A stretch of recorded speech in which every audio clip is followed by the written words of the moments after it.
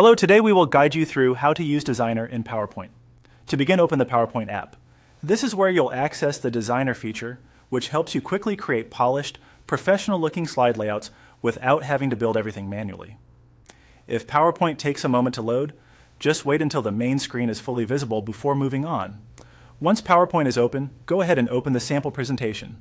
This gives you a file to work with so you can see how Designer applies layout ideas to real slide content. Make sure the presentation is fully loaded before continuing, so all editing tools and slide elements are available. Next, look at the top of the PowerPoint window and click on the Home tab. The Home tab is one of the main areas for common editing tools, and switching to it ensures you're in the right workspace before accessing design suggestions. If you're already on Home, that's fine. You can simply confirm you're there and continue. After that, move to the top right area of the screen and click on Designer. This opens PowerPoint Designer, a built-in tool that automatically analyzes the content on your current slide and suggests visual design options.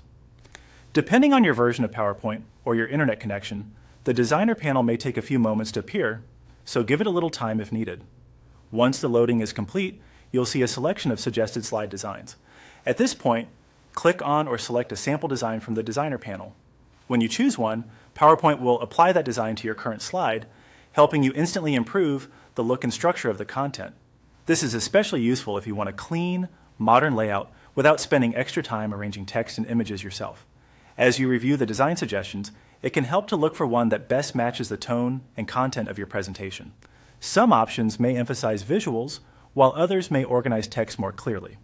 If the first suggestion isn't quite right, you can simply choose a different sample design from the list until you find one that works well. And that's it. You've successfully used Designer in PowerPoint to enhance a slide with built-in design ideas.